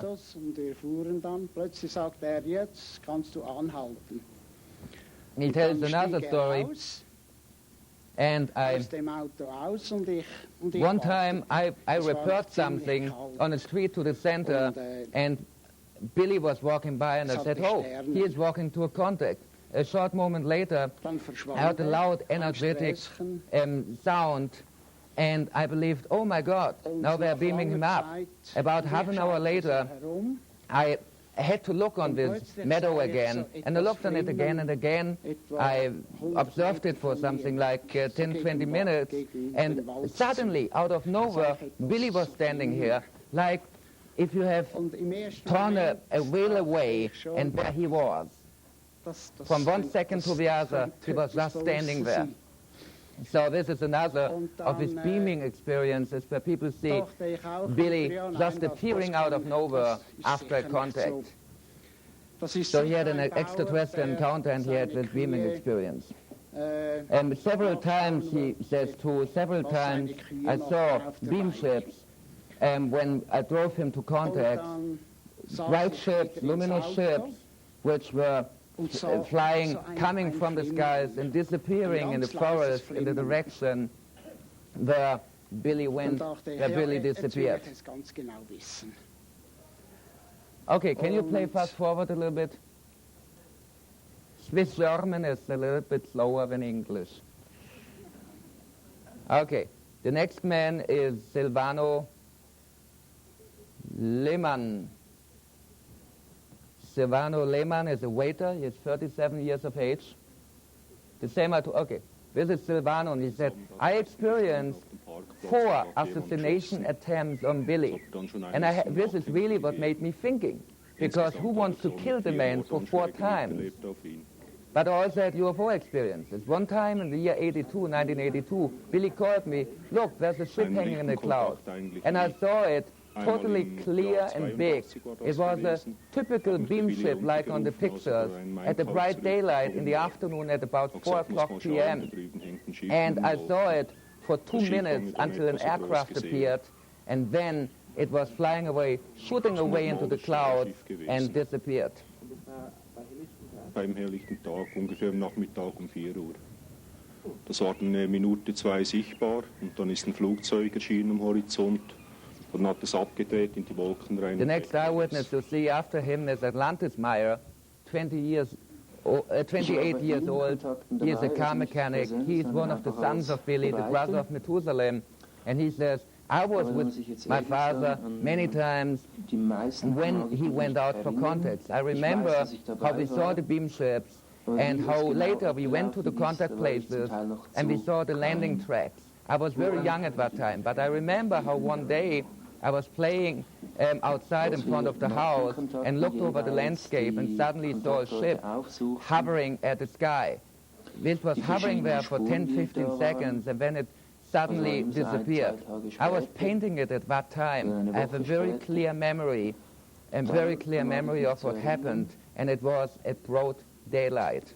Und ja, später So you see, the whole family testified in favor of the father, whatever the mother of both Methuselah and Atlantis might claim after the divorce.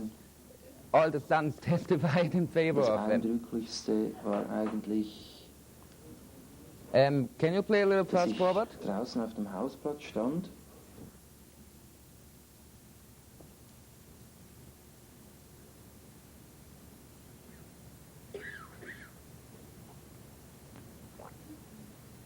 Okay, this lady is Eva Bieri. She's the secretary. She's 43 years of age, and she says, I saw several times UFOs together with Billy in the night sky, and in the year of 1980, in the June of 1980, I listened to the sounds of the spacecraft. This was an afternoon when all of us went up to the Cadillac, which is a place where Billy took several pictures just above Hinterschmidt-Rüti, and Billy went about 150 meters or 450 feet away from us, and he made the audio recording of the sounds of the spaceship, of the beam ships, and we were standing on the way to this area, and we listened to it, and it was so loud that a lot of farmers and walkers from the area around was attracted by it and listened to it too. Another time, a couple of years ago, I saw together with Billy quite a big ship which was flying zigzag at the night sky. We will hear the sounds of the beam ship later. Methuselah will talk about his experience, and he will play it for you, so you will hear the actual sounds of a Palladium beam ship.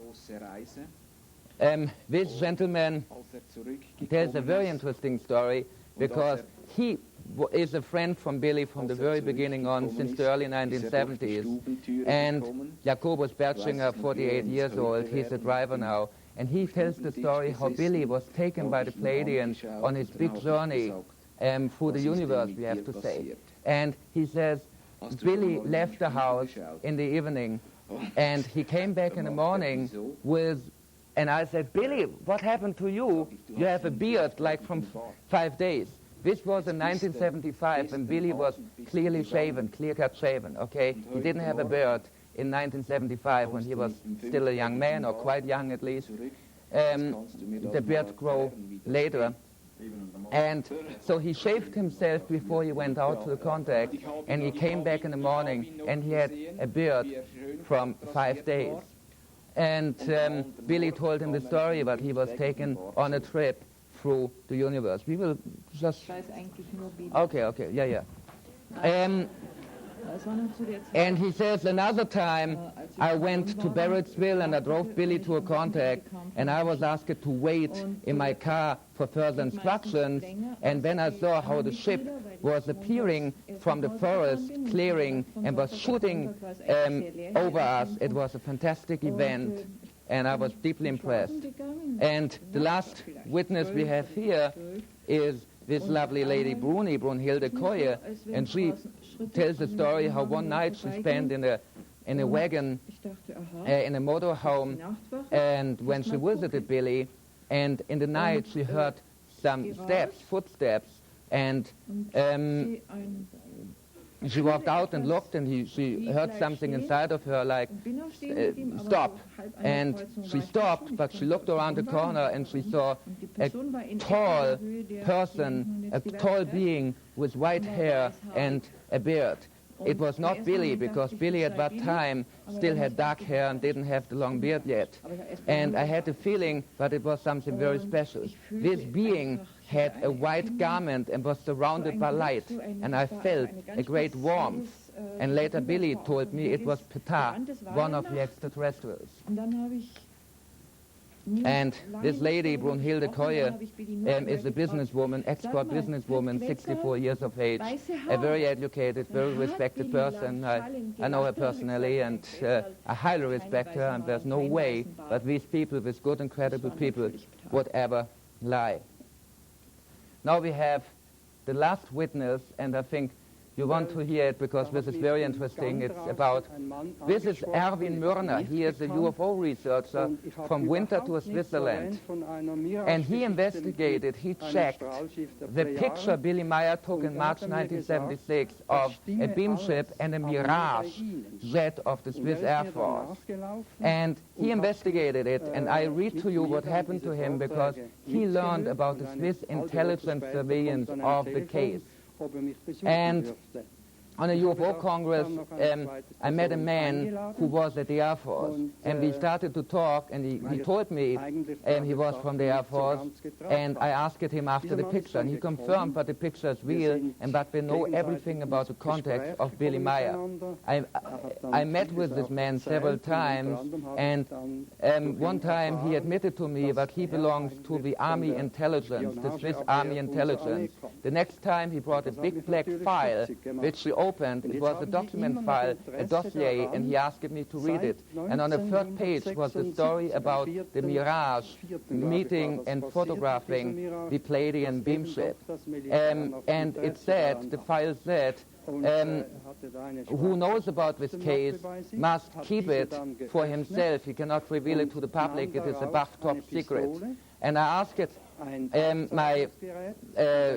the person what he thinks about Billy Meier, and he replied that at the military we know everything about it, but it is true, but the people should not know about it. Later he showed me files about my person, and I learned that they are surveilling me. They knew everything about where I was at that time, and I obviously was under surveillance from the Swiss military intelligence because I investigated the Billy Meier case. And this is Erwin Mörner, a UFO researcher from Zurich, actually from Lexicon in the state of Zurich, in the canton of Zurich, who testified and confirmed what Wendell Stevens always said from the American side,